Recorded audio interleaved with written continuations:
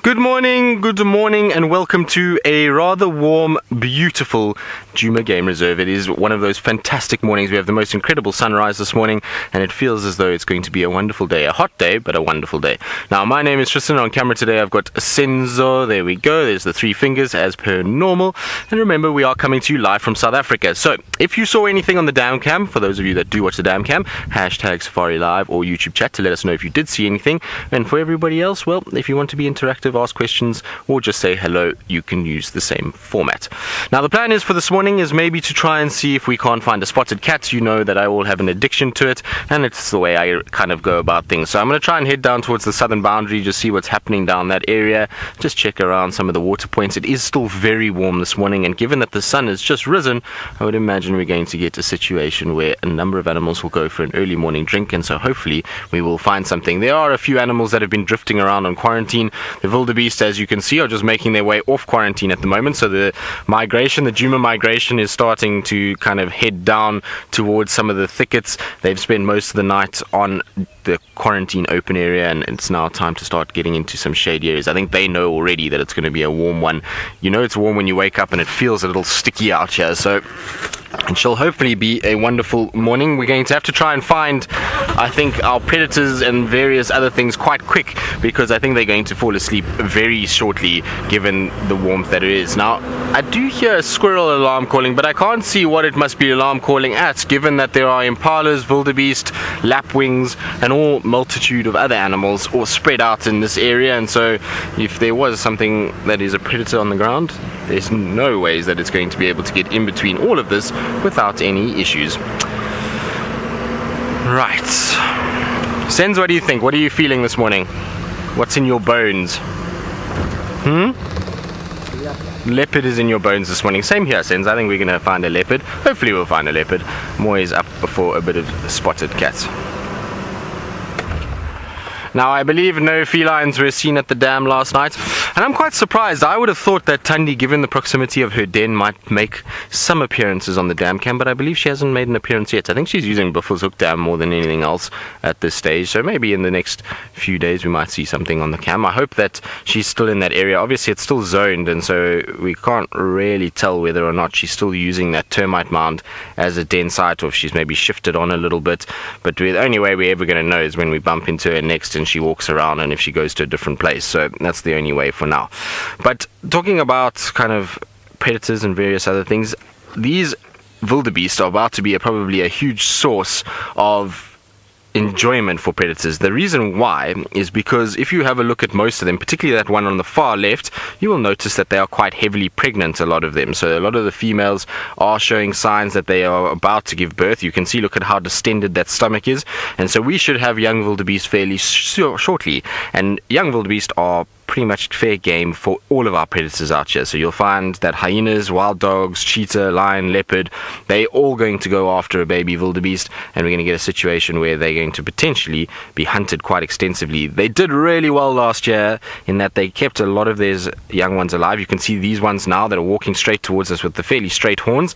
Those are all the yearlings from this time last year, and then there will be a couple others within the herd that are also quite young. But it's going to be interesting whether or not they're going to be able to have more success this year, and I don't know why. Wildebeest are strange animals. They've walked down this road, that direction. They've now decided, hang on a second, we don't want to actually go that way, and now I've turned around and come straight back towards us. And I wonder, how close is this female going to come? Generally, wildebeest don't really walk very close to the vehicle, so I'm quite astonished. Yes, we are parked in the road. Did you only just notice us? Shame, she is heavily pregnant though.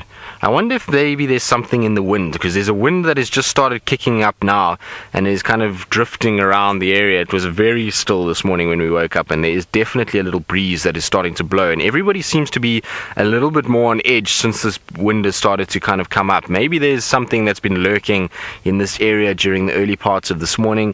I'm not quite sure, but it definitely seems as though as they got to that point, something wasn't quite right, and that's why they're all stopping and turning and sniffing around and just trying to work out what exactly is happening. The wind is actually coming from the direction that they're all facing at the moment, so maybe Twin Dams Road or something has walked along that area. Lucian, you say hopefully we'll get to see a live birth soon. I hope so too. It's an incredible thing to witness. Birthing of animals is always a wonderful way to kind of watch nature at its best, and it is gory, and it is sometimes a little bit kind of macabre in terms of the blood and all that kind of thing that does come out, but it is incredible just to watch the way things happen and how these females go through the stress of giving birth and that little one coming out and taking its first breath and its first steps. It's a wonderful thing to watch, and it almost signifies a little bit of hope and good in the world when you watch something like that. And so now is the best time of the year in South Africa to watch any birthing of any sort. So you'll find the Impalas are giving birth, the Wildebeests are giving birth, and if you spend enough time with either species, you should be able to find one giving birth at something in the next few days, and so that we have them on quarantine and that they settle down, and then every morning if we come out, maybe we'll get lucky enough to see one of the females dilate with little hooves sticking out, because that's normally how you find them, is just you see a little hoof sticking out, and then you know just to sit with them, and it's just a patience game from there, and you watch them kind of walk around, and slowly but surely that little one starts edging out and eventually drops to the ground. And I think it was 2 years ago or 3 years ago that we had a number of wildebeest births live. I think Scott was here at Djuma at that stage, and Brent, I think the two of them, and they saw quite a few give birth. So hopefully that will be repeated this year. It's also, and Jamie, there we go. So it seems as though our team all got a chance to see them, but and hopefully it will be the same again this year, and it will get a lot of birthing of animals. It's always quite cool to see. And like I say, it's nice if you see different species doing it, because an elephant and a wildebeest and an impala, they've all got different ways of having their young ones, and you know, different complications, and so it's always interesting to watch them. I find the wildebeest don't tend to separate too much from the herd. They just kind of move off slightly where they can still see everybody and they give birth there, whereas impalas are separate quite a lot and they go off on their own. Elephants obviously generally like to give birth at night, and so it's a bit of a different situation for them. So there's a lot of kind of factors that go into it, and it's an interesting sort of take on their dynamics and how each animal operates. But I think they've decided they're going to move down the road a little bit more and off into the thicket. I wonder if they will actually. So I didn't do it. No, wildebeests, all the births that I've seen from a wildebeest have been out in complete open clearing, so they don't go into the thickets for it, and the reason for that is that it's much easier for them to be able to see what's going on, and to be able to watch if any predators are coming. And so once they give birth, you know, they can clean off that little baby. And the baby's instinct is just to stay seated for a while, and it's very well camouflaged. It's born a much lighter color than what the rest of the wildebeest are, and so it blends in incredibly well with the grass. And it once it's kind of exercised a bit and is able to run, then you'll find that they'll rejoin the herd, and the herd will provide a sort of safety net for them. If they had to go and give birth in a thick, dense area, the chances of things like leopard, lions, hyenas, wild dogs all stalking up without them knowing is very, very high. And so rather than having that situation where they can't see a predator coming and they can't actually defend this little one, they'd rather be out in the open. And the thing about being out in the open is there's generally a lot of other animals there too. So you'll normally find things like impalas, other wildebeest, zebras to a large extent, and those will all help with keeping these guys safe and keeping the little baby safe. But they finally worked out that they can just go around this kind of brush packed area. So you see there's a whole bunch of sticks in front of them, and that's all just to repair the scarring of an old road. So the road used to actually run where these branches are, and so that's been packed there so that vegetation can start growing through it, and this whole area can kind of be rehabilitated, and that road scarring is no longer visible later in life. Right, so while our wildebeest drift off, I think I'm going to head down and carry on and see what else I can find and come across while it's still fairly cool and before the sun gets up too high. Now, of course, this morning we are on our own for the first little bit, so we're going to be trying to find as many interesting and wonderful things as possible. Now this morning, well actually yesterday morning, I wasn't out on drive yesterday, but yesterday morning was the first morning I woke up to the sound of woodland kingfishers, which is such a wonderful thing. And actually this morning, when I was watching the sun coming up just before we started the show, there was lots of migratory birds that are dominating the sort of dawn chorus this morning. So there was a cuckoo that was calling, there was the violet-backed starlings, woodland kingfisher, so a number of different migratory individuals that were out and about this morning, and that's wonderful news. It's always good when you start to hear those sounds again. And the woodlands, while they were seen fairly late, I mean, I think Noel was the first one to put one on camera a few days ago, they I mean, at least calling and kind of making a bit of noise now, and they should all arrive fairly quickly now. You find that a lot of them will come in together. The one that I saw a while ago, I can't even remember when that was. I think it was the third, no, it must have been Halloween, so that's 31st of October was the first one that I saw, but that one was silent. There was no calling, and that's because it's probably an indication that not many others had arrived at that stage, and they only start calling when it's time to start breeding. And so you'll find now that more are arriving, and there's a visual cues to start actually vocalizing and start preparing nests and all the other things that birds do when they are trying to nest. Now, the other nice thing that's happened yesterday is that the roads have all been dragged with tires, so you can see it's nice and soft now, easy to actually see tracks, which is wonderful. So hopefully we'll have a fairly good morning with this. Now I wonder if maybe Shadow and Cub will be around at Treehouse. Maybe let's go past Treehouse to start our morning and see what's happening on that side. It's always a nice place to kind of get going before we head down towards Twin Dams area. I think Treehouse will be a good section to check. The thing about Treehouse is it's not just Shadow and Cub that goes there. We also have a situation where, you know, Hosanna will go there, Tingana will go there, and it's actually been a long time since I've seen Tingana around that area or even his tracks, and so I feel like it's a worthwhile place to go and check. I also am quite keen just to see where the Styx Pride ended up and what's been going on with them. I know they were on Torchwood yesterday, and maybe they came back this side, maybe the little cubs are somewhere in this area, I'm not sure, and so we're going to look for them as well. Nice, there's some Ellie tracks. So there's a whole bunch of elephant footprints that are going in our direction, which is good news. Hopefully they're going to head towards Treehouse Dam. So if you see on the right side of the track, you'll see a number of little circular footprints. It's not a massive herd. There is definitely a herd that's walked here, but it's not a very big one. Now, I believe there was some Ellies seen on the dam cam last night by Morning Glory, so thank you, Morning Glory. Maybe it's the same herd. They might have come from the dam. They often do, from the dam down on Ingwe Alley and then up onto Philemon's and then down towards Treehouse for the morning. So it might be worth following these and just seeing if we can find them. A little elephant action in the morning would be very, very pleasant. I certainly wouldn't complain if we found a few Ellies around this area. It seems as though they've cut off down to Treehouse Dam, which is good news. Maybe they're going to be lurking around the water. I feel like we can find maybe a leopard elephant combo at Treehouse Dam. That's what I'm going to go for. What do you think, Sense? Yeah, combo is what will work. I agree. There we go. So we've got it from Senzo himself. If Senzo agrees, then that must be absolute. We'll have to deliver on what Senzo is asking for. But they've definitely gone down that way, and there's no sign of them up on this crest. So from here it then drops down towards the water and down in towards the drainage line, and the Ellies love going into that area. There's lots of good vegetation for them to feed off, especially now that we're getting a number of the terminalias and bush willows budding. You'll find elephants will love to kind of get into that and start feeding. So I wouldn't be surprised if they're just down on the other side in the drainage line itself. Now, when driving this road, it's always important when you get to this junction just to stop and look very, very carefully, because it seems as though most of our cats, if they've come from Treehouse Dam and they push northwards, this is where they cross. Very seldom do they just go through the sort of grassy areas. They tend to come up on this road and then either cut to the west or the east, depending on what they're doing. So it doesn't look like any signs of no cats that have come up today.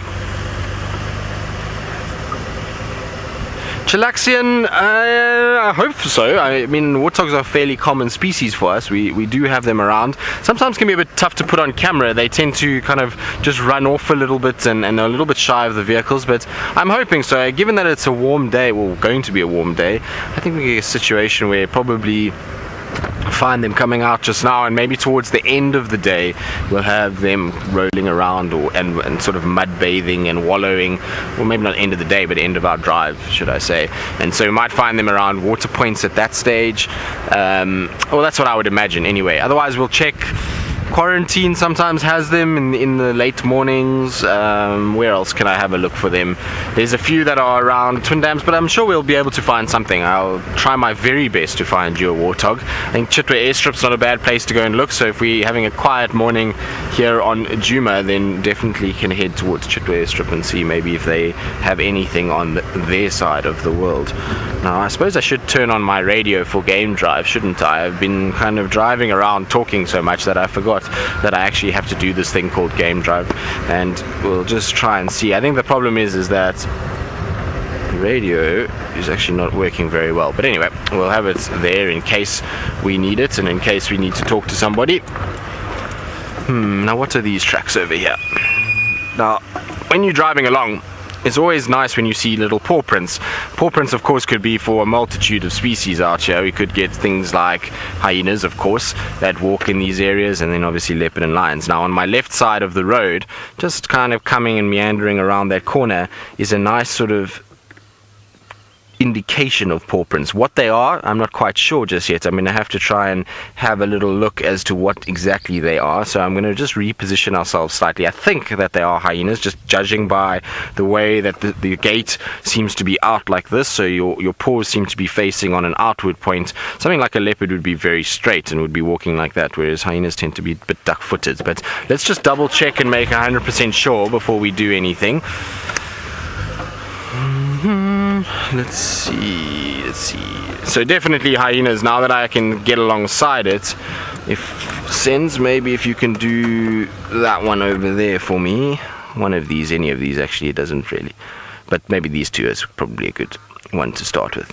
So they're not very clear at the moment. You can see that they have kind of, it almost looks as though there's big mounds within that track itself. Now that's all because this soil or substrate is very, very soft, and this hyena, by the looks of it, was trotting, so it wasn't actually up and sort of, walking slowly. It was actually trotting a little bit, which means that it gets a situation where there's a lot of soil that is kind of pulled up as it runs. So if we have a look here, you'll find a situation where these toes, which is in front, so here are the toes 1, 2, 3 and 4 with the pad coming back, but as it's run, if it was walking, it would just make a track like that, but because it's running, it's pushing and pulling back, and so that's why you get this mound of soil inside this sort of section over here.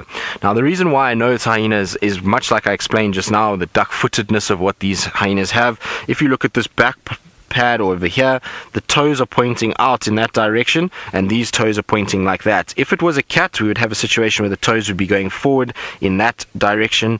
Also, we've got presence of claws. They're very, very faint along the front edge, and a back pad that is very small with just the 2 lobes at the back. If it was something like a cat, obviously we would have the 3 lobes, and there's really little else that is this size that can be confused. I mean, maybe baboons a little bit if they were sort of soft substrate, because they also tend to get a much more rounded appearance, but I don't think so. It's pretty much only hyenas. So it's probably from last night, early last night. It doesn't look as though it's very, very fresh, and it looks as though it's from during the night sometime. Now I know I got a notification from somebody, a viewer, that little Intima is moving around and doing her thing now with the clan. So we're seen with Ribbon, and I think it was also, I'm not 100% sure, but I think Gwen was with them as well. But anyway, they were down at the dam camp, which means that Intima is no longer really that bound to the den site, which is sad in a way, because it's always nice to have Intima at the den. She was quite a character, that little one, and hopefully we'll still see lots of her over the next little bit. Actually, Hyena Den might not be a bad place to go and check a little bit later.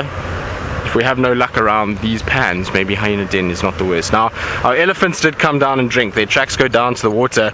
Evidently, though, there is no elephants actually at Treehouse Dam. It's barren of elephants. They're not a difficult thing to spot. So what there is pretty much our blacksmith lapwings only so far this morning. So the blacksmith lapwing is in that little corner right on the edge of the water and is busy clicking away at me, and it's probably because it's got young ones somewhere in that general vicinity. We know that there are lapwing chicks here somewhere. I don't see them right now, but maybe they're underneath, tucked under mom. Can we see extra little legs in there? Looks like their little legs are in there, doesn't it?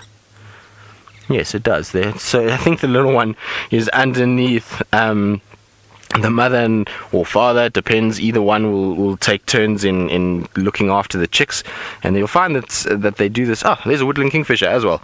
So hold on, Sens, before we get into our blacksmith lapwing, we might as well put this on, because this will be the first one that I've seen. There we go. Good morning. Look how beautiful that bird is. Aren't they the best things? I love woodland kingfishers. They have the most incredible kind of... There we go. I was just about to talk about their wings and the way that they call. So they're not quite in full form just yet. They will get even louder and more frequent with that calling, but they get their wings out and they kind of shape it almost like a Batman sign, and then they make this... There we go. So that's their normal call, which is awesome to hear. Been a long time since we've heard that call live. So, well, obviously it's been a year since we've last heard it. Yes, good morning to you too. They are beautiful though, aren't they? There's that bright blue with that white body and that red and black beak. Just forget how beautiful they actually are. You know, you don't see them for quite some time, and then you see them again. It is always wonderful when you do. That's very cool. Now, of course, this bird is not a fish eater, so even though we're at Treehouse Dam and it's sitting very close and is around the water, it's actually not here to hunt any fish. These guys are ferocious predators of insects and even small mammals. So I've seen these guys with rats and gerbils, and so Taylor's gerbil better look out if woodland kingfishers are around, and they do go after them quite a bit. So I once found a woodland kingfisher with a gerbil that was so big that it was actually bigger than the kingfisher itself, and yet the kingfisher was still trying to actually swallow this thing. It was pretty amazing to see. Now our little lapwing chick is out and about, so mom got up and moved and is walking around. So it's just on the other side there, so somewhere in that area is the little chick. I can't see it now. I saw it just now. Maybe it's gone up towards its mother. Oh, there it is. Well done. So you can see it's just going along the edge of the water. Isn't it cute as well? Little plover and lapwings are very cute when they're small, and they've got these long legs, fluffy down feathers, and this little one is already on the edge of the water looking for all kinds of little insects, and you can actually see the water almost looks alive. It's almost bubbling with insects that are coming out. So that is the hatches of all kinds of different things. There'll be, you know, trico spinners coming out, there'll be mayflies, there'll be mosquitoes, there'll be all kinds of things that are busy emerging, and this little one will be grabbing those little larvae before they do. So it's having a good little feed on the edge, and that's good news. And the parents will have showed it this. So when it's first obviously born, it's difficult for it. It doesn't really know what's going on, and so the parents will guide it along and show it where it needs to go and what it needs to eat. And I was saying earlier that both of them will take turns with the little one, and they reckon that these guys are, on most of the lapwing species, the female or the male will take about probably between 20 minutes to 40 minutes to look after the young one, and then they swap over and take turns like that. It's quite amazing actually that they do this.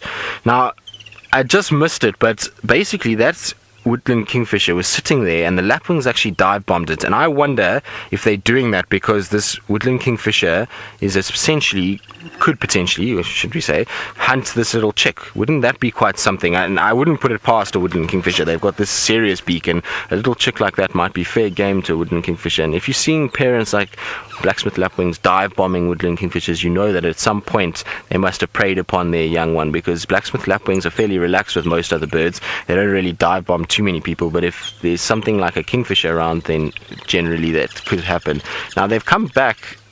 There's two of them now. Awesome. Let's just try and get around because they're a little bit high and the sun is very bright, so hold on. Don't fly away, you two. Have they flown away, Sens? No, they're still there. We're just gonna have to come around a little bit.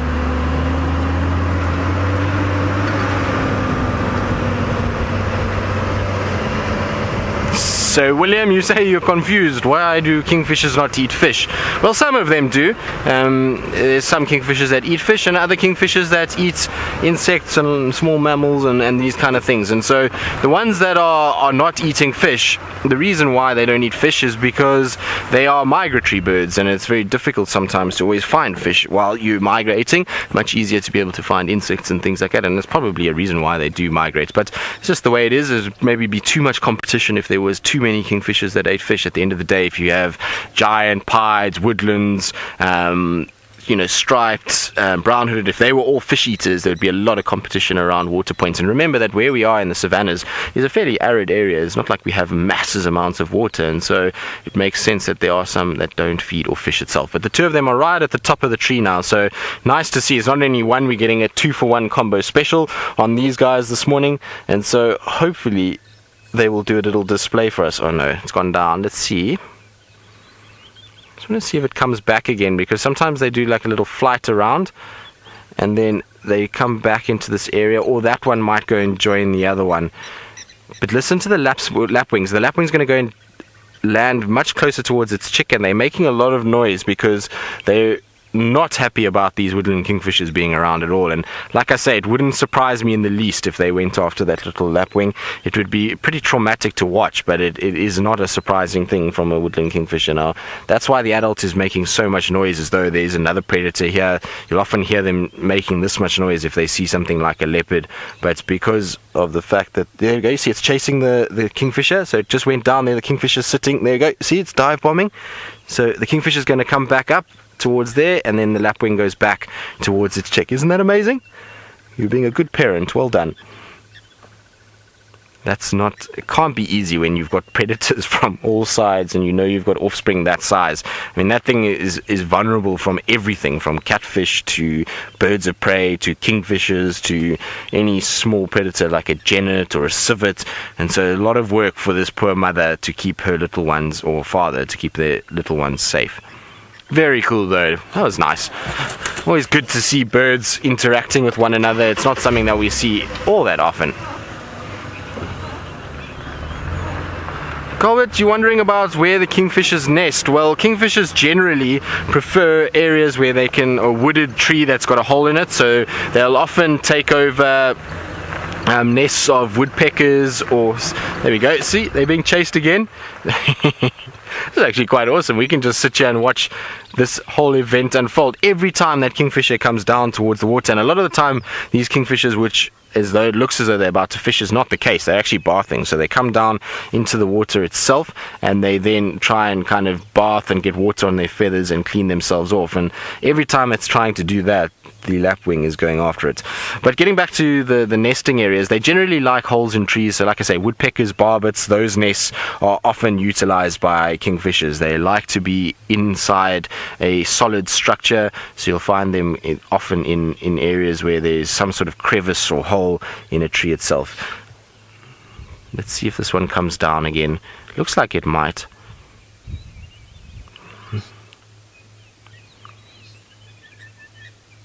There it comes. Let's see. Where did it go since I lost it? I think it went up towards the dead tree. Anyway, if they've left, they've left. There's the other one is gone now. It's no longer here. And there's a few Egyptian geese now that have just come down. So they've come to all the commotion and are busy walking around. Now you'll see the lapwing is not interested in the Egyptian geese. It doesn't worry about them. It's not going to chase them. Even though the Egyptian geese are feeding their way towards where the little chick is, the plover or lapwing is not really worried at all. It's not too concerned. As soon as the predatory bird or predatory animal comes down, it's a very different story altogether. Now you can see the ducks, or geese should I say, not ducks, I don't know why I called them ducks. It's still early in the morning. Waking up at 4 o'clock means the brain takes a while to get kick-started. But the Egyptian geese you'll see of basically filter feeding. So while they do eat grass and they will feed off vegetation and all of those kind of things, they do filter feed as well. So they feed off little bits of algae and any kind of vegetation that's growing within the water itself. So always nice to watch them, and especially in beautiful light. An Egyptian goose, while it is loud, while it is a bit of a problem because they are taking over everywhere, they actually are quite beautiful. They've got these beautiful colors all the way down, and then this nice big sort of eye, and then coloration around the eye itself. Wonderful. Right, onward and forward we shall go.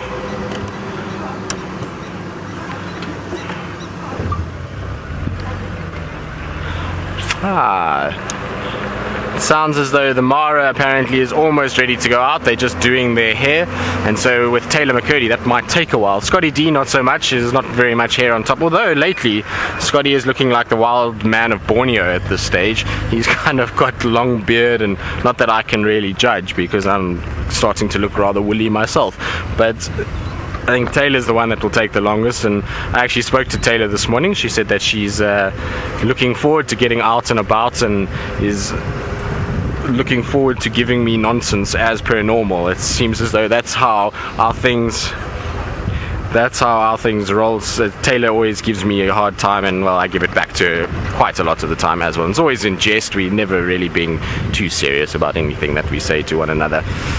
But Scott says thank you. Likes the sound of that. Well, pleasure, Scott. It's all good, buddy.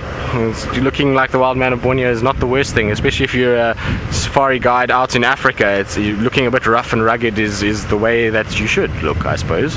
I don't know. Maybe not. Maybe people have different ideas, but I think so. I think a bit of a beard and longer hair is always good.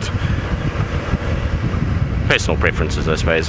Although I must be honest, I tend to not prefer the longer hair side of things. Beard is not really a worry, but longer hair, it starts to get a bit hot in the summer months. I don't know how ladies do it. It astounds me that Taylor and Ali and Noel can have longer hair. It seems to me that it's just too hot for any of that. I don't know if I could survive. I don't think so, that's for sure. Right, now I'm going to make my way slowly down towards Twin Dams just to see what's happening down there. I don't think there's going to be too much. It sounds fairly quiet this morning. There's not been any kind of alarm calls or any vocalizations of lion or leopard or anything like that. Not that somebody like Hosana is going to be vocalizing, but you would expect there just to be a kind of some sort of noises coming from down that area. Given that it is fairly warm, I would have expected something to be around there, and we know that Twin Dams is a popular place for waterbuck and for impalas and for all kinds of other animals that like to come down and drink there, and so generally a predator's presence doesn't go unnoticed in that particular section. And we've just spent quite a bit of time at Treehouse, and so we would have heard alarm calls if there had been something. Now I see an impala here that is by itself, and it looks like a female. Are you pregnant and giving birth? Sorry, Sense, let's go back a bit because it's going to be better. There we go. Are we good? Now she's all on her own from what I can see. She is still pregnant. She's got you can see her tummy is quite big. And I was saying earlier that these guys will go off on their own to give birth. So I wonder if maybe she's starting the birthing process. I don't see any little hooves sticking out the back, but she's definitely by herself at the moment. I cannot see a single other impala in this area, which is exciting. I wonder if we'll find a little baby here at some point this afternoon. Sometimes the birthing process can take hours, and so, you know, coming across a lone female like this, it doesn't necessarily mean that she started birthing already. She might just be prepping, and it could be 5-6 hours time until she actually gives birth herself. But like I say, don't see any little hooves sticking out there or any signs that she's contracting. You can see her stomach is not flexing in any way at the moment. You'll see when they go into labor and they start actually having the little one, that stomach is pushing all the time, and it's almost cramping it, and as it tries to kind of push this little baby out. And so not quite time just yet, but I think she is prepping. I think she's getting into a situation where she's trying to find an area that's shady, that's a little bit dense, that she can have a little lamb at some point during the day today. Well, that's what I think anyway. I might be completely wrong, and the rest of the impalas could be 100 meters away, but it would be strange to find a pregnant female far from the rest. At the end of the day, while she's like this, she's far more vulnerable, and the reason why is because she's heavier and she's bigger, and that means she's slower. And so things, or any predator that are out here, will be targeting pregnant females at the moment, because it's easier to grab pregnant females than it is to grab the males. Obviously, if they can find lambs, they will go after the lambs too, but her tail's still down, which means that she's not actually dilating just yet. But I think at some point today there will be a little lamb somewhere here. That's what I'm going to predict. We'll have to try and check this afternoon. Dina, you're asking if I've seen any new lambs? Yes, I have, Dina. I've seen actually quite a few now. So we saw that one on the, I think it was the 4th, if I'm not mistaken, 4th of November. We had one on the fire break, maybe even earlier than that. And since then, James has seen one. I've seen a couple running around. So they are starting to kind of be quite visible and see quite a few of them. I saw another one actually on Vertele Access 2 days ago. So there's quite a few around. And as you know, as the days go on, so more and more and more will drop. I think that we're going to have a situation that our kind of peak period of this birthing is going to be the first week of December. That's what I'm going to call, and that's when we're going to notice a massive escalation in numbers of impalas in this this area, but she's definitely by herself. There's most certainly no other impalas here, so we'll have to come back either at the end of drive this morning and see if she's still here, or maybe this afternoon, and maybe by this afternoon she'll be in that sort of labor process and we might get lucky with a little birth, since we were discussing it earlier.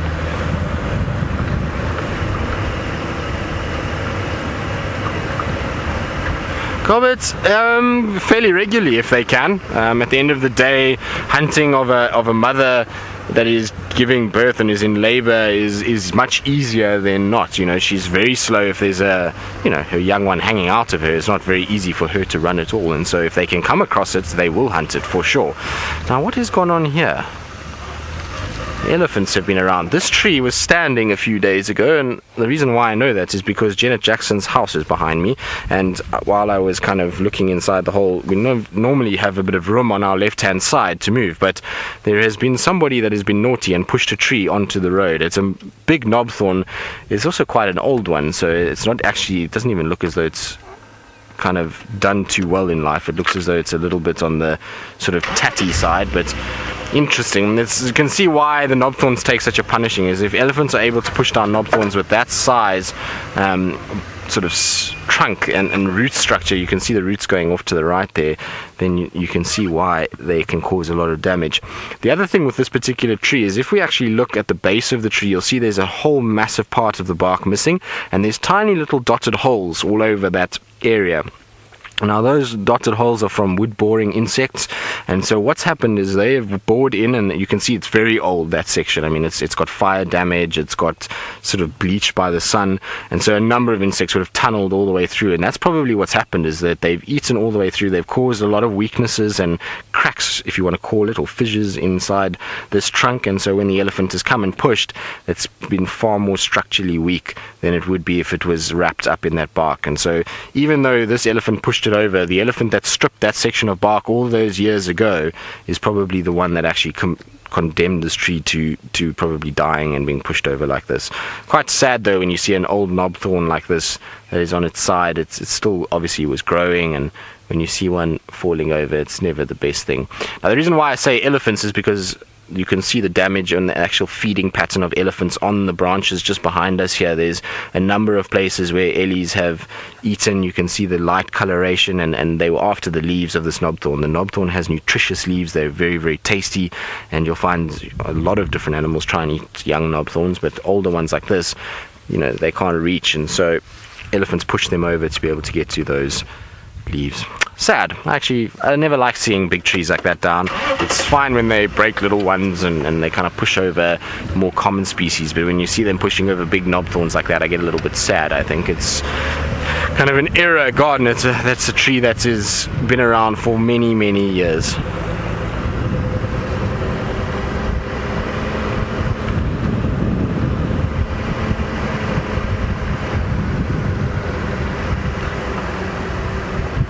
Right, so I believe that the Mara is still having a few issues with their internet, so we're still on our own, but Taylor McCurdy has sent a voice note that she wants all of us to listen to, so well, why not? Let's see, a 13-second voice note from Taylor McCurdy. Let's have a look. Hold on, we need to just stop for this because I feel like this might be quite entertaining. It generally is when it comes to Taylor Mac. She normally has quite entertaining things to say. Right, 13 seconds, here we go. Hi Tristan, I'm so sorry I'm running late this morning. I'm just waiting for my nails to dry, and then I've just put the tint in my eyelashes, so I'm going to be another 10 to 15 minutes, but then I promise I'll be out and ready. Thanks so much for holding the show. Okay, bye. She's not well, is she? No, I'm joking. That's very funny. Thanks, Taylor. Don't worry, you get your nails to dry, you get that tint in your eyelashes, you do what you have to. I know what it's like. You've got to look good for the audience, and so you do whatever you need to do. Don't stress, I got this. This is all fine. Now, Taylor, of course, is completely the opposite when it comes to actually being out here. It's quite a strange thing is when you work out in the bush and you meet a lot of these ladies that guide, and most of them are of a similar mold in that they are not people that will be too concerned about putting makeup on and all kinds of other things and going out on a game drive and letting the world see them the way that they are. And so Taylor's exactly like that. I mean, she obviously will get dressed up and all kind of dressed to the nines if she's in the city and things, but it's very seldom that she'll be late, and because of those kind of things out here, that's for sure. Taylor tends to be a bit like me in a way, is that she's always on time. It's very seldom that we find Taylor being late for anything. There's a very valid reason normally for her, but thanks Taylor, and I wish you good luck. I know painting the nails can be a bit challenging when you've got ADD and you kind of trying to keep your hand steady. It's always a bit difficult. Don't paint your fingers. We want to see a very tidy nail job, although I think she did actually go for nails. I seem to remember Ali telling me that Taylor was going and having her nails done for her holiday at the beach. I don't know if she's had them done already, but I heard that there was some rumor of that whole story where Taylor was getting a whole bunch of things kind of done with her nails and her hair in order to be beach ready, so that she can, you know, show it all off as she struts her stuff on the beaches of East Africa. I'm not sure who she's going to be strutting to, but you never know. Maybe Kirst can tell us if there's any fine peacocks that are down on the beach itself that need to be wooed, because Kirst has obviously spent some time down in that area as well. Sadly not, Kirst. I'm sorry, Kirsty. I'm sorry that is the case. Lots of? Kirst said there's lots of something, but I didn't hear what exactly. Lots of goats. Well, I suppose Taylor could woo a goat. I don't know. Would she want to woo a goat? I don't know. Maybe.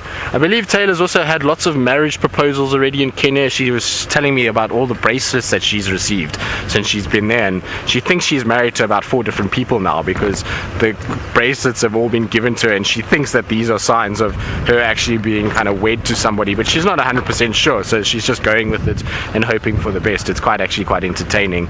So hopefully Taylor won't. She accepted one, Kirst. That's interesting news. Taylor might have to tell us more, so when we get things going a little bit later, we're definitely going to have to ask Taylor what the story is and whether she's accepted a marriage proposal. Maybe she has, I'm not quite sure. So here's the rest of the Impalas. Actually, you know, we've just come past Twin Dams, not really much happening here, but the rest of the Impala herd I would imagine that this other Impala has come from is here on my left hand side. So it's not too far from where we saw that female, but it is far enough that I think she is in all likelihood, like I say, going to have a lamb at some point today. There's a number of females in here though that are all pregnant and quite round bellied. They all look very relaxed, so I don't think much has been happening here at Twin Dams over the course of this morning. It feels like it's been all quite quiet because they're feeding away with glee. They're not in any way nervous, twitchy, or the likes, and you know when something has walked past. Often Impalas are a little bit kind of nervous and they twitch and they kind of look in different directions and they all go head up, whereas these guys you can see are feeding and they're not really too fussed. Even though the Egyptian geese are making a bit of a noise, they're not too worried about it at all. And there goes an Egyptian goose over the top. You might be able to hear it. It's busy flying in front of us. There it goes, just off into that area. Right, where to next, Sens? Maybe let's go check around Chelapan. You never know, maybe Tundi's hanging around there. At the end of the day, her den site is a little bit further north of that, but you might find that she spent a bit of time hanging around in that section. Now this area is absolutely covered in tracks for the Styx Pride and the cubs, and obviously they were around here for 2 days, but no fresh signs of them here overnight. It looks as though it's all from yesterday. Now I'm going to sneeze. Excuse me, I didn't need it to do that. Thank you, Senzo. Thank you, Kirst. Absolute pleasure for the warning. It's one of those things, you know it's coming, you can't avoid it. Sneezing, unfortunately, is one of those things. Right. I'm just trying to think where else I want to check this morning. I'm a bit torn. I feel like maybe Hyena Den, maybe Chelapan or Chitwa. I'm not sure yet. I'll have to think about this a little bit longer and see what I want to do. Like I say, I can't actually have the radio on because the little cable that keeps the radio quiet and into my ear is not working, and so it's very loud if I turn it on, and so my radio is actually off, so I have no idea what's going on out there, where anybody is. Hopefully I don't bump into anyone's sighting. I don't think so. I haven't heard any other cars around this area, and so if I haven't heard anybody, that's maybe a good sign that nobody's actually around, but you never know. But hopefully we won't bump into anyone. what a surprise. Now, I believe Taylor Mack has finished prepping her nails and her eyelashes and combed her hair and done everything else and is now finally ready to come and say good morning to all of us. And so let's see how she's looking and whether or not she did a good job with those nails. I suspect that she did. Well, got to drive like this now because my nails are still a little bit wet. And I'm just joking. I didn't do my nails. I didn't put anything on my eyelashes either. Just talking absolute nonsense. It was the gremlins that prevented us from saying hello. But hello, my name is Taylor, and on camera with me today is Jahawi, and with his golf clubs. How fancy is that? Actually, we need to see them.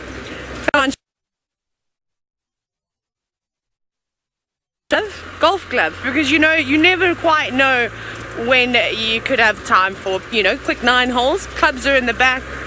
I've got the golf balls up in front. But yes, guess what we're doing today, for those of you who have just joined us and have no idea why on earth I was talking about my nails. I was just joking, okay? Oh, okay, hang on, wait, we've got to take it back a notch. Both hands this time. Ah, so smart. I feel like I should have done a little Michael Jackson sound there. Anyways, so I've got hopefully going to have a surprise for you today, but it's not going to be a surprise because I'm about to tell you. Remember that bat-eared fox den that we found? I feel like I haven't driven in ages, so I don't know when I last gave you an update. I think I did tell you this, but I spoke to one of the hyena researchers and they actually sent me photos of cubs at that den. So that's where we're going right now, and hopefully we're going to be able to see them. Maybe they will be out because we had so much rain, so there's a possibility that their burrow could have filled up with a bit of water, and hopefully they'll just be wasting too much time. Unless we see something spectacular, we're gonna gun it. Shall I show you a picture so long? Let me WhatsApp. Let me find.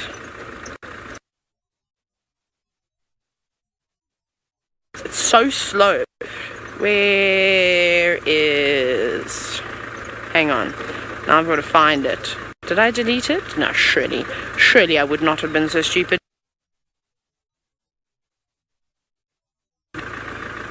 Why can I not find it here? Sorry everybody, but it's worth the wait, I can promise you that much. There we go, there's Emily's name.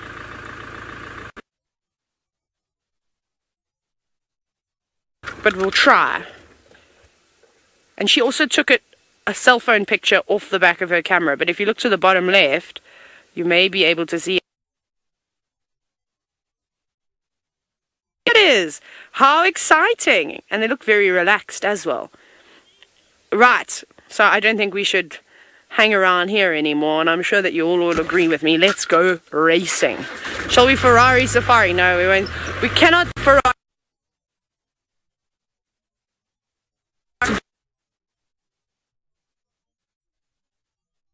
Anyways, we're going to head towards Serena. I'm going to try and get there as fast as I can. In Kenya.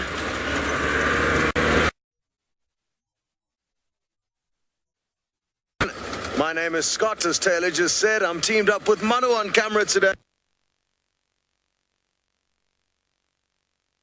2 months. Feeling quite sad about that, to be honest. And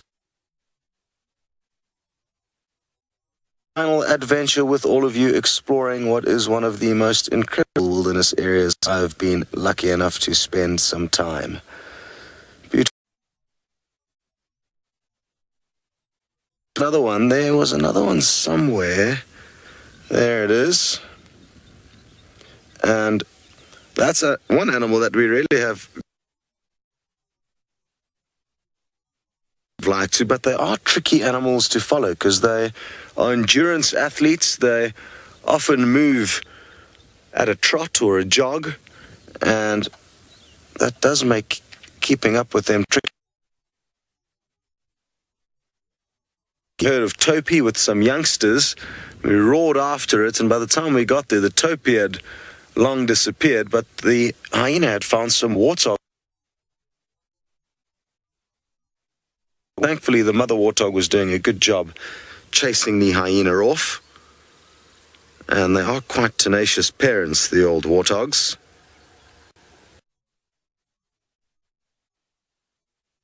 Here, and really happy that we're going to have a sun-filled morning after what was quite a rainy afternoon yesterday. Beautiful. So my plans heading north towards the Mara River, north and kind of east, and spend some time in an area where I haven't explored very much. Sadly, it sounds like our picture's a little bit shaky, so we are going to send you back to Tristan.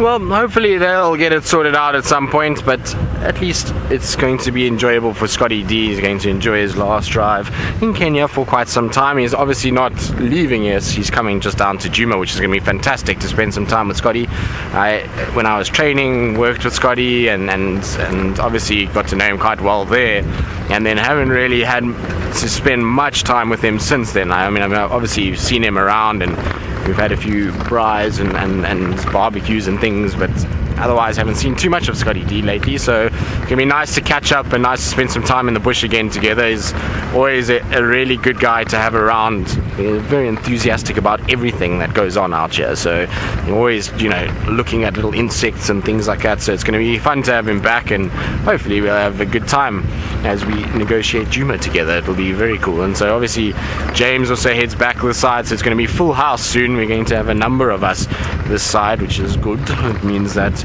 we can get back up to our bushwalks and all kinds of other things. So Scotty says it's going to be good to see me, and that we're going to have a lot of time making fires together, which is generally a fire making exercise for a man here in South Africa. Is not just the fire making process. Obviously there's a whole ritual to this. One has to have the perfect fire, so it has to be set up perfectly, it has to be put in place the right way. Of course there has to be an apple juice that is involved, because otherwise one gets very parched, and you can't have a dehydration process setting in. And so a couple of apple juices are normally had, and then there's a lot of chit chat that's got to go on, you know, lots of talking. Then one man is tasked with having the tongs for the fire, and he is the tong master, and he can double tap his tongs and tell people to keep quiet and make sure that he's turning everything and make sure that everything is working. So and have a situation where we'll probably have quite a few funny moments around the fire. And Scott loves building a fire. That's one thing that he does like. And I remember when we were at Singita, his room was always a source of entertainment, because we used to live in these rows, and he was, you know, in room, I think he was in room 2 or 3, I can't remember, I think it was 2 or 3, one of the two. And there was quite a number of naughty guys that used to live in that area, and there was forever something going on at that side of the world. And so you always walk past and there would be a fire going outside Scott's room, and there was always lots of laughing and carrying on, and highly entertaining to be there for a few days, well, for a few nights, that's for sure. Right, just checking, no sign of anything there.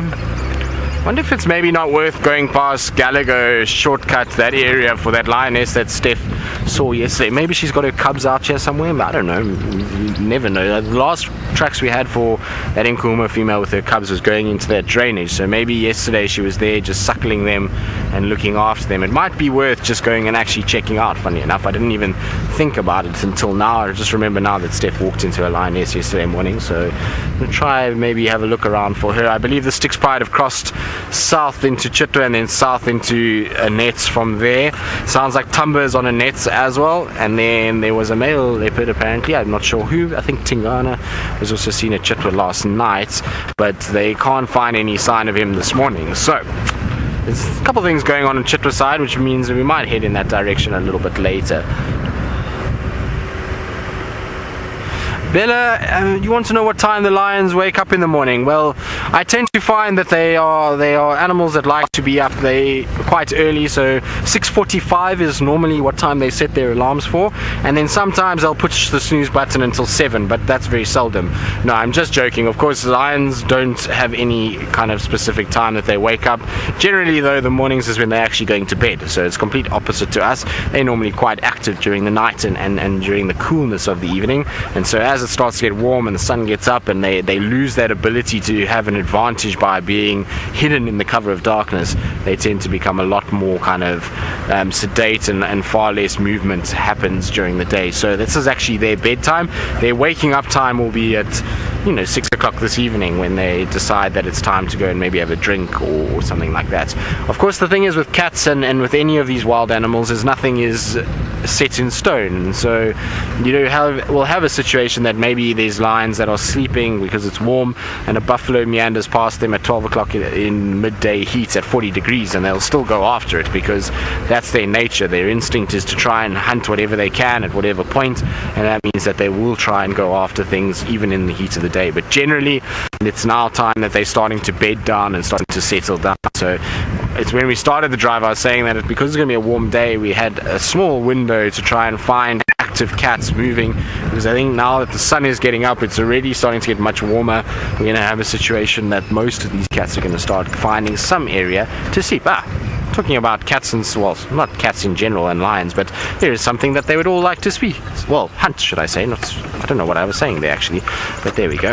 There's a giraffe directly in front of us. It looks like a female from this angle, and there's scrub hair as well. Before you go to the giraffe sense, let's have a look at our little scrub hair, because scrub hairs are not something we see that often, and the giraffe will be there for a while still. It's not going to go anywhere. Our scrub hair might dash off, but that's a diurnal view of a scrub hair, which is always quite nice. They generally are not out and about at this time of the day. They're normally trying to rest and try and find somewhere where they can kind of camouflage. You can see their coat is perfectly suited to the brush in these areas, and so they normally try and find a little thicket where they'll go in under their camouflage for the day, sleep, and then at night they're out in the coolness of the night to go and scavenge around for little forbs and shoots and grasses that they like. And you see how those ears are moving, nose is twitching. They don't particularly like to be right out in the open in the daylight, and the reason why is an animal like that is subject to a lot of predators. So it's going to have things like birds of prey and all kinds of other things that are going after it. Now, it sounds like there's more than just one giraffe. I can hear a few branches breaking, and so I think there's a couple others. And given that this is a female, I would surmise that it is a group of them together. Now, normally females are traveling in small groups. Very seldom that we see them on their own. The males tend to prefer being on their own than what the females do. Now, the reason why I say she's a female, if you look at the top of her head, those ossicones are very, very, very, very thin and narrow with little black tips to them, and so that indicates immediately that it is a female. Also, her face is not covered in bony deposits. Size, she's not as tall as what a male would be, and also not as bulky, so that's why we know she's a female. And like I say, it's common to see them in these kind of loose social groupings together, so I'm pretty sure there's a couple others maybe on the crest still coming down into this area. Now, if you see giraffe in a place like this at this time of the morning, you know it's going to be a warm day, because the reason they're here is twofold. One is because it is going to be hot, and here is the best place for shade. We're down in a drainage line with lots of big trees, and therefore a good place for a giraffe to spend time and stay out of the heat of the day. There's also a water point not very far from here in the form of Buffelshoek Dam is just to our north, and so they've got water close by. And the other reason that they're down here is because of certain type of tree, and so while this giraffe is currently feeding off an acacia and is not kind of feeding off the tree that I'm talking about, it will come here for another tree altogether, and once they finish feeding off things like the acacias, which is obviously the vegetation that they like the most because of its nutrient value. Acacias tend to have a lot of nutrients in them, and the leaves, while being very small, are packed full of good things, and so you find that giraffe and various other browsing animals will try and go after these a lot. So we see a lot from elephants and kudus and nyalas all feeding off these guys. But what they will come here for is this bank of trees on my left hand side. So that bank of trees there is called tambuertes, and that's actually the real reason they come into this area, is because that is just to help clean their digestive system. Right, now I believe Taylor McCurdy, which is very, very, very, very exciting, is heading towards the den for these bat-eared foxes, and I'm super jealous. If she finds bat-eared fox young ones, I'm going to be very bleak with her, but let's see anyway. I'm going to go very, very slowly. Now, it's just a little way up ahead, but sometimes when we get away, so we thought we'd do it as we approach it. Now, you might get a bit of picture break every now and then. I do apologize for that, but I think it will be well worth the wait, so keep your eyes glued to the screen. So we also changed the way we approach from the west, just because we've got higher ground and we can see it, and then hopefully opportunity to see us and expect us to approach, but we will try and keep our distance. I don't want to rev the engine too high. I'm also just scanning around in the grass just to see if there are maybe just a bit further away, because there's been a lot of rain here. I actually don't know if they're going to be in their burrow at all. I'd be quite surprised. This road was completely washed clean except for the hippo tracks that were made last night. There's nothing else. Okay, I think we're getting there. It's just up a little bit further. I can't see anything just yet. I really hope someone's home. It would be so nice.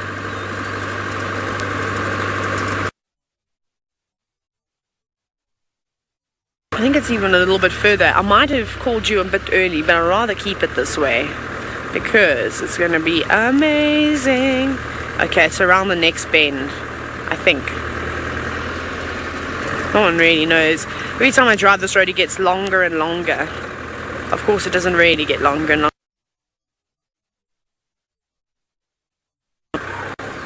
Where are you? I can see, starting to see some giraffe, Impala, some Thompson's gazelle, but I have yet to see any bat-eared foxes. I'm also going to try and keep my voice down to a whisper. For those of you that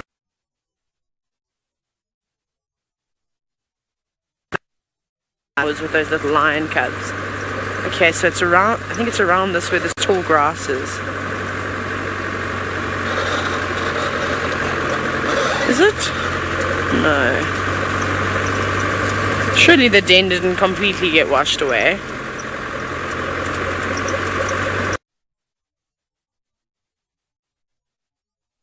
I think it's up here. Hang on. Hang on, hang on, hang on. Are we seeing anything? I think it's coming up now. Sorry, everyone. So I think that you could be it.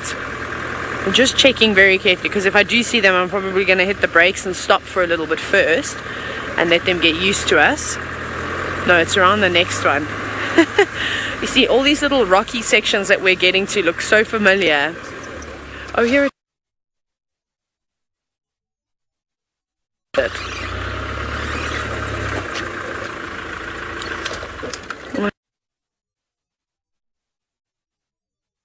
A lot of water has gone down in there because it used to be a little bit higher. I think it's flooded. Doesn't look like there's anyone. I don't even see the adults around. Oh no. Last night, because it poured and poured and poured rain. It rained for a few hours and it was a heavy like that, and then they were lingering and they sort of hung around. It was really, which was terrible. Oh, I'm so sad. I was really, really hoping we were going to see these beautiful little bat-eared foxes. Now we're going to carry on driving. We might find them around here. Roxy, you're wondering how rare are bat-eared foxes and how many little or cubs do they normally have?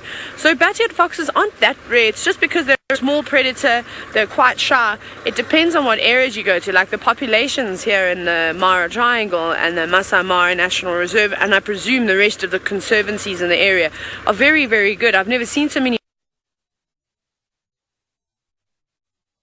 many of them left. That's where I'm from and where I first started working, because where the settlers first arrived and started turning all the beautiful landscape into farmlands.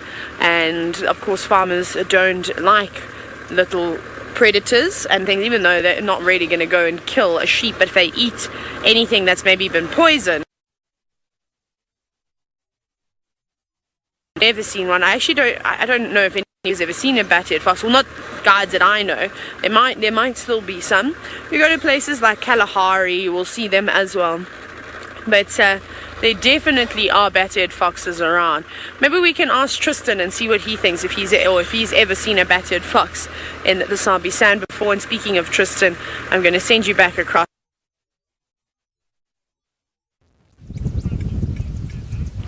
Well, Taylor, no, I've never seen a bat-eared fox in the Sabi Sands, and I don't think there is a recorded case of a bat-eared fox in the Sabi Sands. I might be wrong, but I don't think so. I've never heard of them.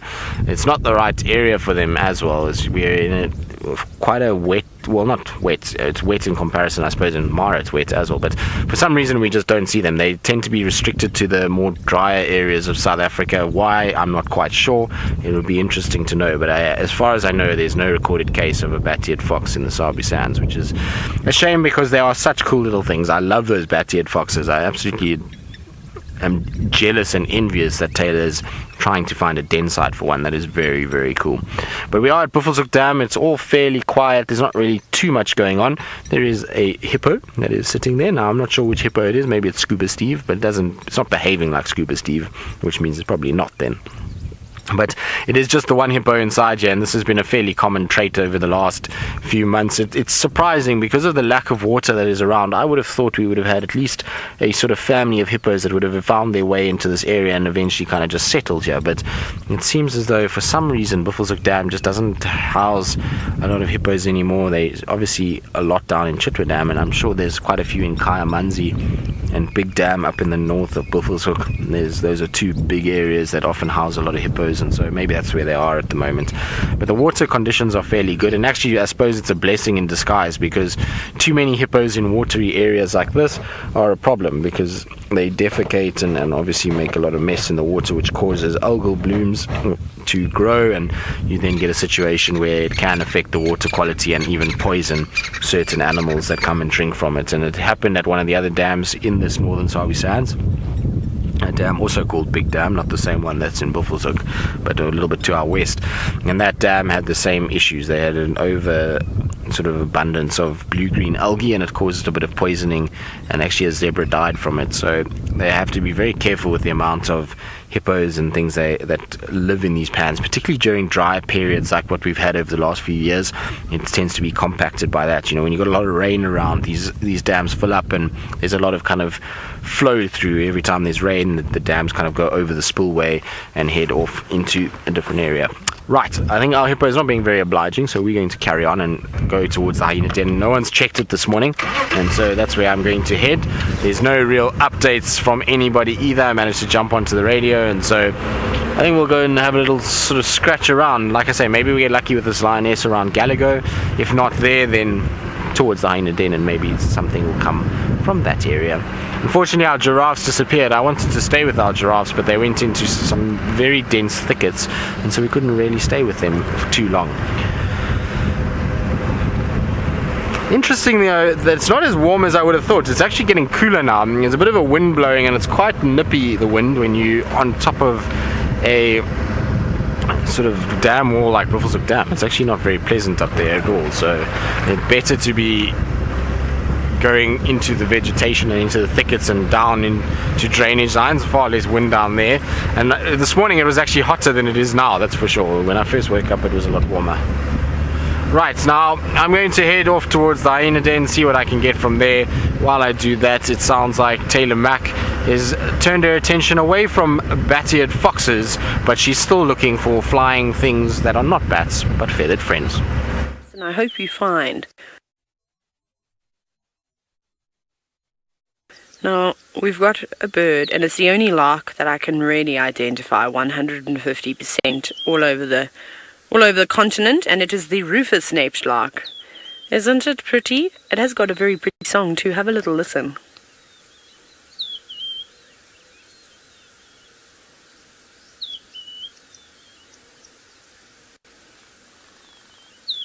And you can hear lots and lots of them singing in the background too. Now, I also think it looks a little bit on the damp side, and perhaps that's why it's so fluffed up this morning, perched up on a rock, trying to drop like that. But it's important when you are calling, and we see it with most bird species, is that you need to get yourself up nice and high. And although it's a very sort of lark type habit to do that. Birds, they sit a little bit higher. They tend to sit up in the tops of the tree. See that little Rufous-naped where they get their name from on top of their head. You can see as it's got. Thank you very much. Wonderful. Oh, it's a nice little bird to start the day. They make me very happy. Right, I'm going to send you back across to Scotty. I don't know where he is or what he...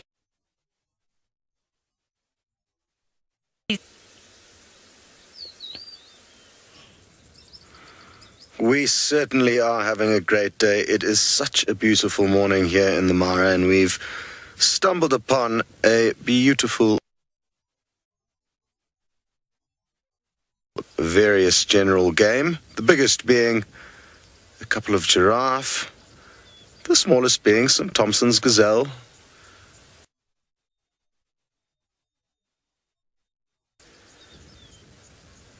as well, all enjoying the lush green grass and the open plains where they're feeling nice and safe this morning. So a very peaceful scene here.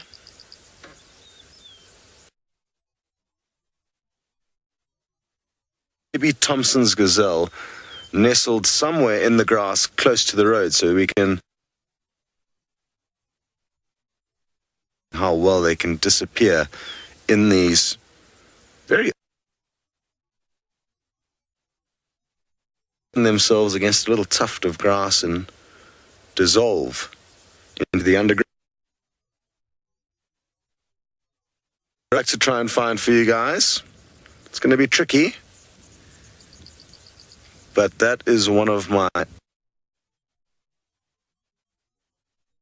find some lions for you guys. So I'm heading through an area where often we find the resident 3 males of this area, and they like to camp out quite often in this marshy area up ahead of us. So we're going to make our way slowly there.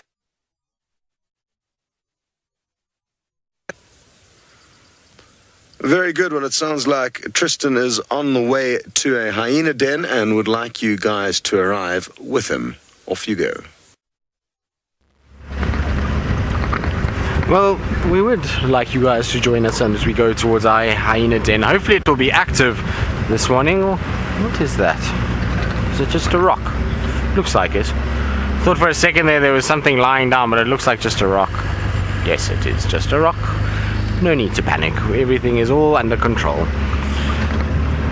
Well, not in my mind it isn't. I thought, like I say, sometimes I get wishful thinking and I see branches and stumps and rocks, and then I think that they're all kinds of weird and wonderful things, but as it turns out, it is not the case today. It's not a weird and wonderful thing at all, which is a bit disappointing, but it is the way it is. Right. Come on, hyenas, be there for us. We're still a while away. It's gonna take us a bit of time to get to where the hyenas are. I thought that we'd just take a slow bumble in that direction. Wonder if maybe... Oh, hello, Steenbok. Might as well have a look at you guys. Steenbok, always a nice creature to look at. And it's kind of hidden away a little bit. Hopefully it's not going to run. There it is. Just through the gap there. And so, find them commonly on this fire break. We're right up on the Buffelshoek boundary at the moment, and does she look pregnant to you? Well, she does look pregnant to me. Definitely, actually. There's a little one inside there. Pregnant or fat, according to Kirsty. I'm going to hazard a guess at pregnant. There's very few fat Steenbok out here. Unfortunately, because they always run like that, they're probably one of the fitter animals that we've actually got out here. Now, I wonder where the male is. I wonder if he's somewhere in this general vicinity and is also hanging around. He'll be a proud dad at some point. Remember that the males and females are always together, so they live a monogamous relationship, and so one of them, well, the other one should be here somewhere. I mean, they're not always standing right next to one another, but they generally are very, very close. And if she's pregnant, then it means that she does have a male companion that she has found herself already.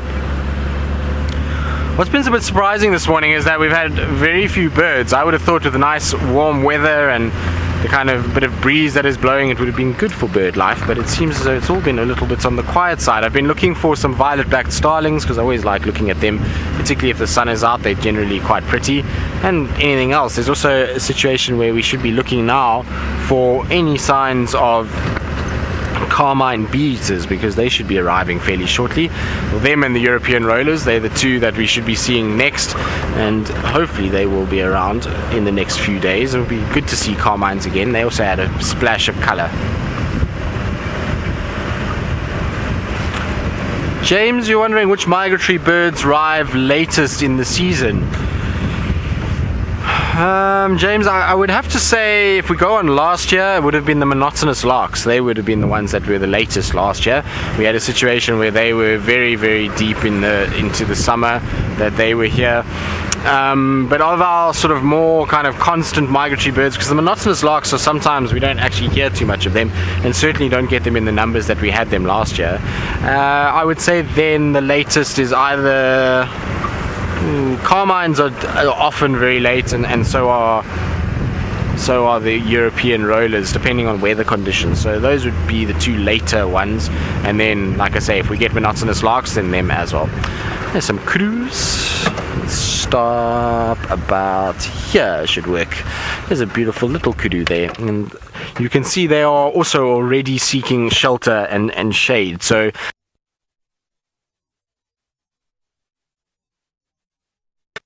in terms of the sort of conditions that you're going to experience for the day. So if you're going to get a situation where it's going to be very hot, you'll find animals will already be in the shade early on in the morning. And you can see these kudus have kind of positioned themselves under some of these bush willows. They're sitting in some nice shade at the moment, just watching what's going on. And so if animals are doing that already at 6:30 in the morning or 6:25 in the morning, then you're going to have a situation that it's going to be a fairly scorching day out during the mid parts. And so I'm sure everybody's just kind of heading in those directions. We saw the wildebeest this morning straight off quarantine early on, so they're all going to look for areas that are going to be far better for them in terms of shade wise. Now these kudu would have spent the night probably on this fire break, just roaming up and down, and the reason why they would have spent the time on the fire break is much like the wildebeest on quarantine, is all the safety aspect. A number of predators walk around, and so it makes it better for them to kind of be out in the open clearings. The nice thing about the fire break is that it's got a number of shady trees, and so if you are a kudu, there's a number of places where, one, you can get food, because these guys obviously are browsers, and we see them eating a lot of, as we were discussing just now, acacias and even bush willows and terminalias that are all around this area as well. And so they'll have a food source, they'll have a place where they can have shade, they can be able to ruminate, and then obviously where we are right now, Tamburti Dam, which is a dam on the northern side of our boundary in Buffelshoek, is no more than, I would say, about 200 meters away, and so they've got water should they need it, and if they don't like that water, well then they can travel south towards Gowrie Dam for water there. I always love watching antelope when they ruminate. They kind of got the slow chewing motion as though they're almost too cool for school and they're just taking it very easy. I always like watching them doing it. It's fun to kind of see the ball and go down, and then the bowler, should I say, go down and then come back up. There you go. It's very cool. So it amazes me how fast it gets pushed back up again. It's an amazing thing. The muscle structures that push that ball must be incredibly strong to force a ball of grass or a bolus of grass up into a mouth, or leaf, should we say, in this case, up into a mouth as quick as they do. So you'll see she'll chew a bit like that, and basically what she's doing is she's breaking down all those bits of vegetation, then she swallows, and once she swallows, that ball or bolus goes down into the stomach where there's obviously liquid. It floats around, and then all the tiny little bits that have been chewed and utilized will then float off that bolus, and then once she's kind of, that's happened, they then regurgitate back up to rechew and get rid of as much of that, or grind down as much of that nutrients as possible, and absorb then every little bit as they can out of there. There we go, it goes down, and then watch how quickly it comes back up. Hopefully she's going to regurgitate it. There it comes again. Isn't that cool? Very cool. I like watching those kind of things. I think they're very cool to see. Right, Kudus, enjoy your morning as you chill and take it easy. Seeing all the nice antelopes this morning. Kudus, pregnant impalas, wildebeest, and now giraffe as well, steenbok. I wonder what else we're going to experience. Now it sounds like Taylor McCurdy and Scotty D unfortunately are under severe attack by gremlins, so I think it's just going to be us for the rest of the morning at this stage, which is not the worst thing. Hopefully you guys don't mind, and hopefully we'll have some fun as we go along, and I'm sure there'll be lots of interesting things along the way. Right, now there is a plant that I want to show you guys quickly, because the other day I did show you, but it was in a bit of a rush because we were following, I can't remember what we were following at the time. I think it was a leopard, but anyway. So over there is a very tall kind of single-stemmed growth that is coming out of the ground, and it is one of my favorite plants that we get in the summer months. It's called a tall white squill, and these tall white squills grow pretty much at the first rains. Wherever you have the first rains, you'll start to see them coming up, and that plant, which is probably, I would say, up to about my shoulder in terms of height, will grow in a space of a day or two. So it will go from nothing into that tall, thin, single-stemmed kind of plant that goes up, and then it's got this flower on the end. Now, what happens with that is it actually starts to turn and gets this really cool shape on it. I often see this sort of arching and then a twisting on it, and so you see there's the little seeds and inflorescence, and that will then twist a little bit as it gets a little bit older. So I really like these guys, and they're a firm favorite. Well, the bulbs in particular are a firm favorite of elephants. You'll find elephants will dig up the bulbs, not when they're in this state like they are now. They wait until that dies off, and they then, when it's just the plant itself, they'll dig them up and get to the bulb and feed off it.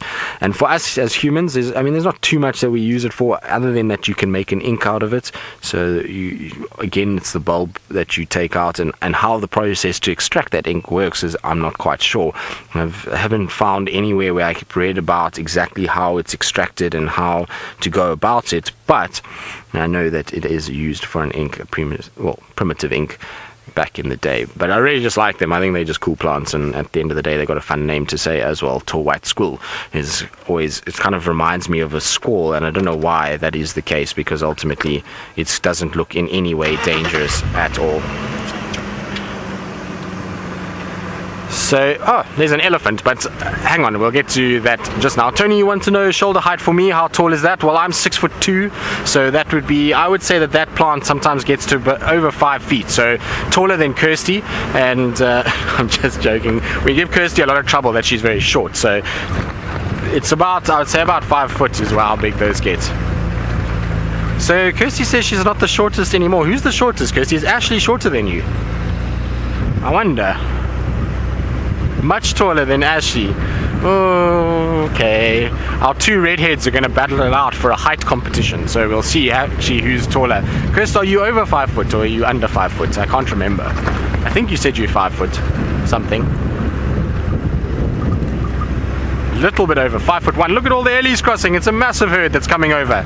Let's try and get there as quick as we can, because it's going to be super cool to see all of these guys. Looks like they're going onto the fire break and straight towards the hyena den, which is going to be wonderful. But it is a really nice large grouping.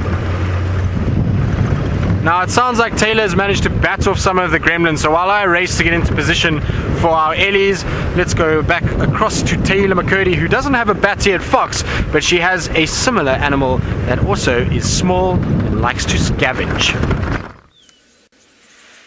Oh, I'm so sad. I have to tell you what happened. Now, we spotted our favorite jackal parents that we've seen on a number of different occasions. Remember the ones where the first den I ever found? It's that couple again. And we saw them and I got excited because I thought it was the young pup. And I was then telling Jar about the most amazing experience I had and how cute it was outside the den. And then, we came across this pair of jackals. And then remember, the little one then ran out on an animal pathway and came right up to the car. And I think it was Michael that confirmed that it looked exactly like the pup that we'd seen initially, because it had a nick in its right ear. You will not believe it. The same pup just after I told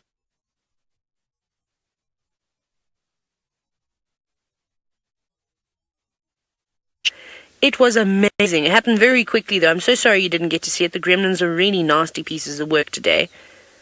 But it was lucky. I like to think that I'm just lucky and I have a special connection with this jackal. But there he goes on a crowned lapwing in the background too. Now this is one of the adults, so like I was saying, they were digging at 1.2, so I wonder if there was something just in the soil. Horrible to us. Anyways, I wanted to send you back across to South Africa with the Tristonian, and he's with one of the greatest animals in the world.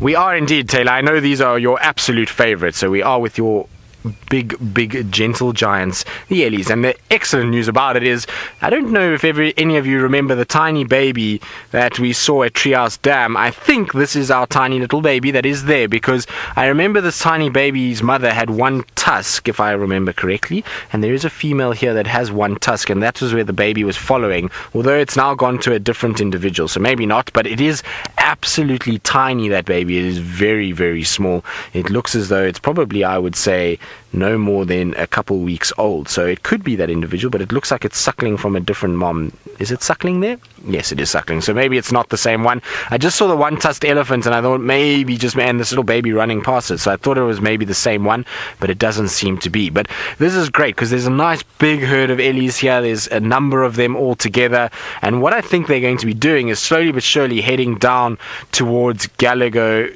Pan. I think it's going to take a little bit of time to get there, but it is trying to suckle from that female, so it's definitely not the young one that I thought it was, unfortunately. But that one is still very, very small, and this is a herd that we have seen before. I recognize this female with the one tusk. She's got a long right tusk, and then there's a tusk that's broken off, which is standing with that female with the young one. So I would imagine that maybe that's her daughter with the short stubby tusks, and then it's the young one for her daughter. So that seems like a small little family group together, and this is often how elephants are. Elephants will form these sort of groupings within a herd. You'll find little small family groups stay together in amongst each other, and so effectively you have one large herd, but there's a number of little small family groups within that large herd. And the nice thing is that they were moving really fast. They kind of came over the fire break very quickly. Look at it go. How cute is that? That is very cute. Well, we're going to stay with our Ellies for quite some time because they've stopped to feed, but I believe Taylor has got her jackals still, and one of them seems to be carrying something of interest. I had to take a few sneaky snaps there because this is very cool. I've pulled off the road and I'm going to sit very quietly. I'm also not going to talk so loudly now. It's another black-backed jackal that you can see has got a very big belly and has been nibbling, must have hunted the scrub hare. That's what it's holding. Just giving us a wider berth as well now, just jumping off of the road, but still very relaxed that it's going to run right past us. A little bit nervous. You can see how it's looking at us. So jackals will take food back to the den, especially if it's fairly recent and the female's just given birth to the cubs, the pups. She'll be restricted to the let me just change. I'm going to pull the card again. So she'll be restricted to the den site, and then the male will actually help feed her. So I wonder if this is something that's going on here, because this jackal's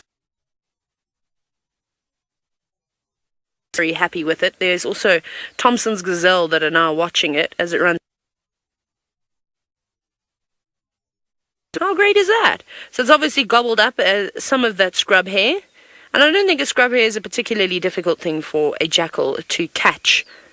I think if it's just hiding in the grass, which they normally do, under a little shrub, they could quite easily pounce on them.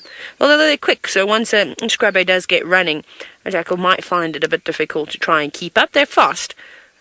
But I think that a scrub hare could move around a little bit quicker and sort of turn. Money. Isn't that amazing? I wonder if it's going back to where the others are. I really, really like these creatures, and I'm really enjoying the time that we're being able to spend with things like jackal, with batty foxes, with serval. It is really, really nice. reserve. I mean, most guides, you might not even see a bat-eared fox in their life, or a serval. I love being able to sit out constantly watching these animals, so we get to tell you personal stories and sort of amazing interactions that we've had with these animals. So I'm always very excited. Jackals, I mean, are common. You see them everywhere. But I tell you right now, I probably don't know very much about jackals in comparison to what I know about lions and leopards and things that we constantly are seeing, or elephants. So to be able to sit and observe things like that is pretty spectacular. It moved very far off the road, and it's particularly wet in this area, so I'm not going to do any off-roading today. I'll probably give it a skip unless it's something spectacular, and I think that we're not going to, you know, tear up the ground too much. Our jackals have gone. We're going to keep on driving along, see what else we can find.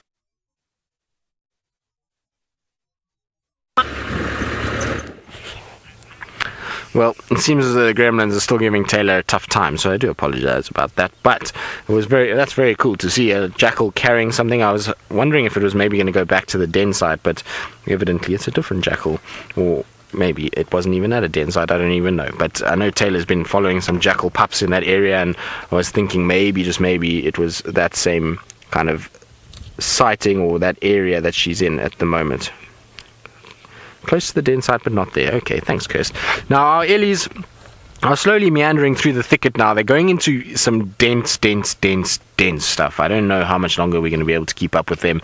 Ultimately, with small little babies like that, I don't really want to be crashing around them and causing too much of a drama, and so we're going to sit and we'll watch them as they kind of disappear slowly into the thicket. But at the end of the day, it's really dense in here, and if I'm going in there and crashing trees, all that's going to do is just make them move off a lot faster. So better for us just to sit on the road and enjoy them from a little bit further afield than what they were just now. But amazing to see herds of Ellies again. It makes me happy when I get to see these guys. I love spending time with elephants. They're the most amazing animals, and they've got so many little idiosyncrasies and kind of amazing parts to them that I always love sort of long periods with them and spending time around them. And so to have them back on Djuma after an absence of a month or so is really quite wonderful again. And we've had a nice amount of Ellies lately, which is really, really good.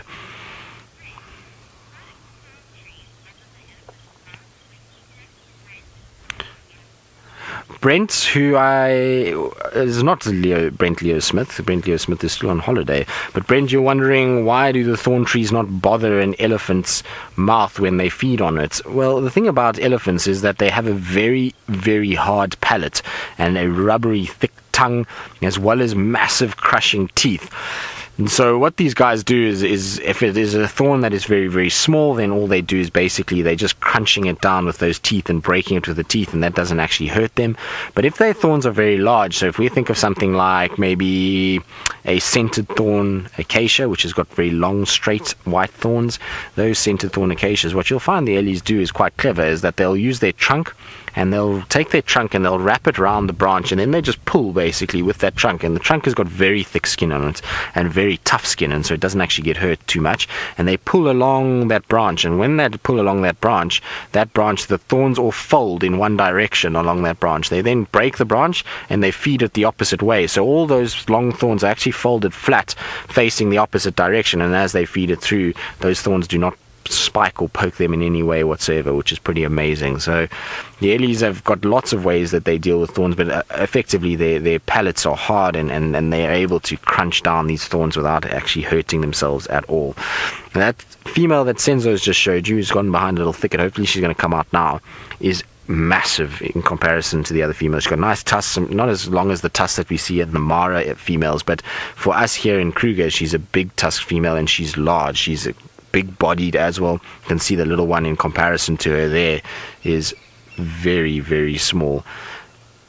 But interesting, is that the same little one that we saw suckling from that other one? It seems like it. It looks like it's now trying to suckle from this female too.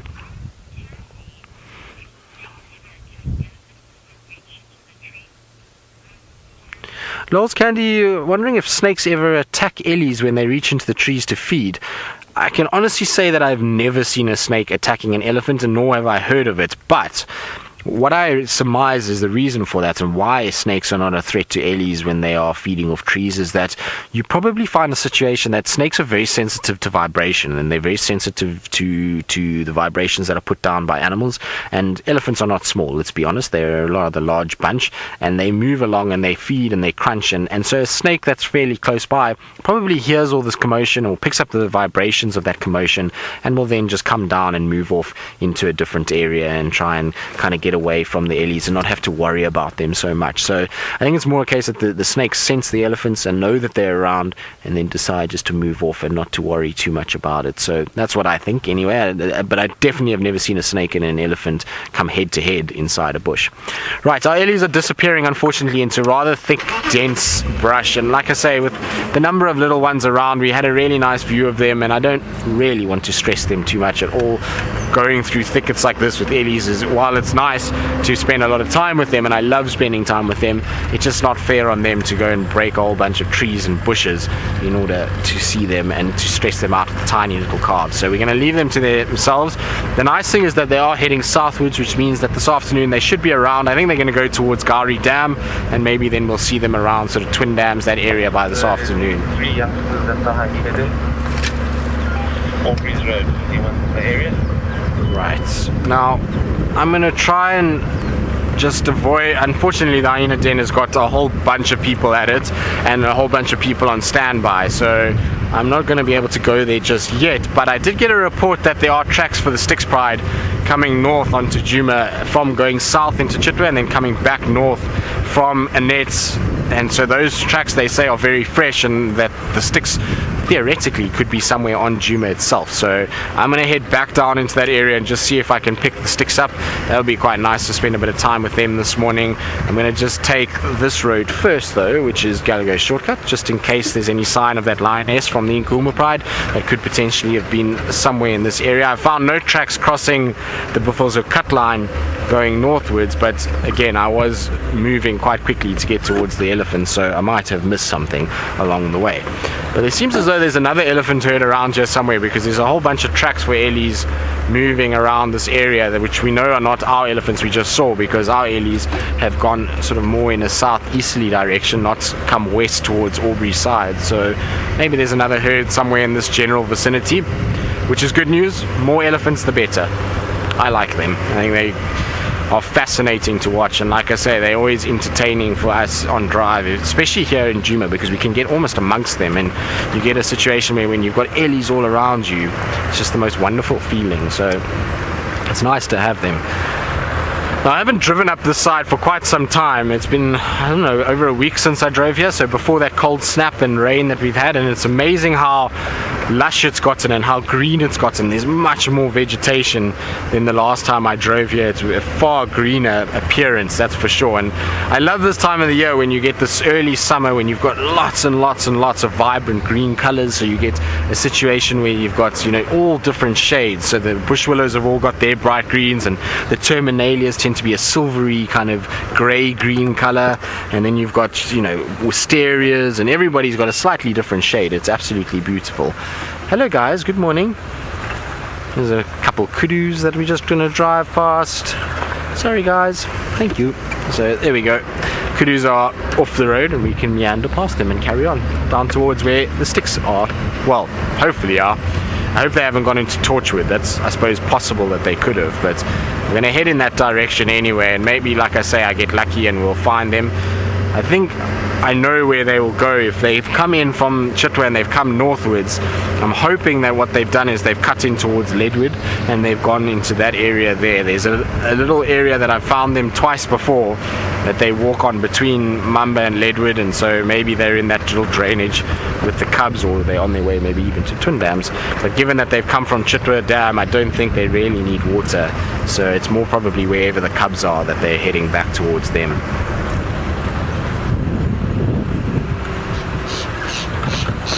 You might hear a roller over my head is just shouting at me a little bit. I was hoping it would land on the tree, but it didn't. It just decided to fly off and leave me alone.